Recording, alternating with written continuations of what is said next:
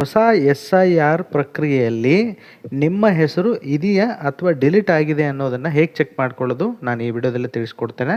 ಇದಕ್ಕೆ ಮೊದಲು ನೀವು ವೋಟರ್ಸ್ ಡಾಟ್ ಇಲ್ಲಿ ನೋಡಿ, ನಾನು ವೋಟರ್ಸ್ ಅಂದ ತಕ್ಷಣ ಕೆಳಗಡೆ ಒಂದು ಬಂತು, ಅದನ್ನು ನೀವು ಕ್ಲಿಕ್ ಮಾಡಬೇಕು. ಕ್ಲಿಕ್ ಮಾಡಿದಾಗ ಈ ಥರ ಒಂದು ಪೇಜ್ ಓಪನ್ ಆಗ್ತದೆ. ಇದು ನೀವು ಏನು ಇಮ್ಯುನೇಷನ್ ಫಾರ್ಮನ್ನು ಈ SIR ಫಾರ್ಮನ್ನು ಏನು ಫಿಲ್ ಮಾಡಿರ್ತೀರಲ್ಲ ಆನ್ಲೈನಲ್ಲಿ, ಅದೇ ಫಾರ್ಮ್ ಓಪನ್ ಆಗ್ತದೆ. ಇಲ್ಲಿ ಬಲಭಾಗದಲ್ಲಿ ಮೂಲೆಯಲ್ಲಿ ಡೌನ್ಲೋಡ್ ಎಲೆಕ್ಟ್ರಲ್ ರೋಲ್ ಅಂತ ಬರುತ್ತೆ, ಅದನ್ನು ನೀವು ಕ್ಲಿಕ್ ಮಾಡ್ಕೊಳ್ಳಿ. ಈ ಥರ ನೆಕ್ಸ್ಟ್ ಪೇಜ್ಗೆ ಕನೆಕ್ಟ್ ಆಗುತ್ತೆ. ಇಲ್ಲಿ ನೀವು ನೋಡ್ತಾ ಇರ್ಬೋದು, ಒಂದು ಜಿಲ್ಲೆ ಸ್ಟೇಟನ್ನು ಕೇಳ್ತಾ ಇದೆ, ಜೊತೆಗೆ ಇಯರನ್ನು ಕೇಳ್ತದೆ. ಇಲ್ಲಿ ನೀವು ಡೈರೆಕ್ಟಾಗಿ ನಿಮ್ಮ ರಾಜ್ಯವನ್ನು ನೀವು ಇಲ್ಲಿ ಸೆಲೆಕ್ಟ್ ಮಾಡ್ಕೋಬೇಕು. ನಾನು ತೆಲಂಗಾಣದಲ್ಲಿರೋದ್ರಿಂದ ನಾನು ತೆಲಂಗಾಣವನ್ನು ಸೆಲೆಕ್ಟ್ ಮಾಡ್ಕೊಂಡಿದ್ದೀನಿ. ಜೊತೆಗೆ ಇಲ್ಲಿ SIR ಡ್ರಾಫ್ಟ್ ರೋಲು ಇಲ್ಲಿ ನೋಡ್ತಾ ಇರ್ಬೋದು 2026 ಅಂತ ಬರ್ತಾ ಇದೆ. ಅದನ್ನು ನಂತರದಲ್ಲಿ ಇಲ್ಲಿ ಜಿಲ್ಲೆಯ ಹೆಸರು, ನಮ್ಮ ಜಿಲ್ಲೆಯ ಹೆಸರು ರಂಗಾರೆಡ್ಡಿ ಇದೆ. ಸೊ ನಾನು ರಂಗಾರೆಡ್ಡಿಯನ್ನು ಸೆಲೆಕ್ಟ್ ಮಾಡ್ಕೊಳ್ತೇನೆ. ಅದಾದಮೇಲೆ ಅಸೆಂಬ್ಲಿ ಕಾನ್ಸ್ಟಿಟ್ಯೂಷನ್ ಯಾವ್ದು ಬರುತ್ತೆ, ನಮಗೆ ರಾಜೇಂದ್ರ ನಗರ್ ಅಂತ ಬರುತ್ತೆ. ಇಲ್ಲಿ ಲ್ಯಾಂಗ್ವೇಜನ್ನು ಅವಶ್ಯಕತೆ ಇಲ್ಲ. ಇಲ್ಲಿ ನೋಡ್ತಾ ಇರ್ಬೋದು, ಈ ಲ್ಯಾಂಗ್ವೇಜನ್ನು ಯಾವುದೇ ಕಾರಣಕ್ಕೂ ಅವಶ್ಯಕತೆ ಇಲ್ಲ ನೀವು ಸೆಲೆಕ್ಟ್ ಮಾಡ್ಕೊಳ್ಳುವಂಥದ್ದು. ಅದಾದಮೇಲೆ ಇಲ್ಲಿ ನೀವು ಕ್ಯಾಪ್ಚವನ್ನು ಹಾಕಬೇಕು. ಕ್ಯಾಪ್ಚವನ್ನು ಹಾಕಿಡ್ರಿ.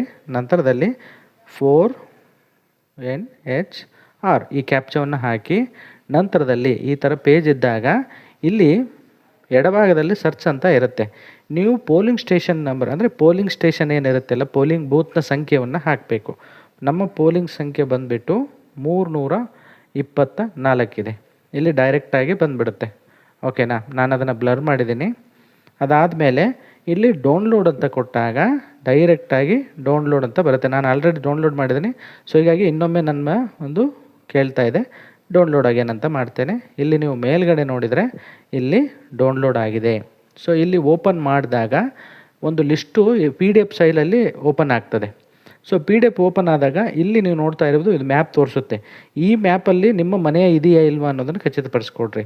ಅದಾದಮೇಲೆ ಪೋಲಿಂಗ್ ಬೂತು ಅಂದರೆ ನೀವೇನು ವೋಟ್ ಹಾಕ್ತಿರಲ್ವ, ವೋಟ್ ಹಾಕುವಂತಹ ಸ್ಥಳದ ಒಂದು ಕೂಡ ಇಮೇಜ್ ಬರುತ್ತೆ, ಅದು ಹೌದಾ ಅಲ್ಲ ಅಂತ ಖಚಿತಪಡಿಸ್ಕೊಡ್ರಿ. ಇವೆರಡೂ ಮ್ಯಾಚ್ ಆಗದೆ ಹೋದರೆ ನೀವು ಇನ್ನೊಂದು ಬಾರಿ ಏನಿದೆಯಲ್ಲ ಪೋಲಿಂಗ್ ಸ್ಟೇಷನ್ ನಂಬರನ್ನು ಖಚಿತಪಡಿಸ್ಕೊಳ್ಬೇಕು ವೋಟರ್ ಐಡಿಯಲ್ಲಿ ಅದು ಹೌದಾ ಅಲ್ಲ ಅಂಥೇಳಿ. ಆವಾಗ ನೀವು ಕೆಳಗಡೆ ಸ್ಕ್ರಾಲ್ ಮಾಡಿದಾಗ ಈ ರೀತಿ ಡಾಟಾ ಓಪನ್ ಆಗ್ತದೆ. ಸೊ ಓಪನ್ ಆದಾಗ ನಿಮ್ಮ ಮತದಾರರ ಪಟ್ಟಿಯ ಒಂದು ಏನಿರುತ್ತಲ್ಲ ಗುರುತಿನ ಚೀಟಿಯಲ್ಲಿ ಒಂದು ಸಂಖ್ಯೆ ಇರುತ್ತೆ.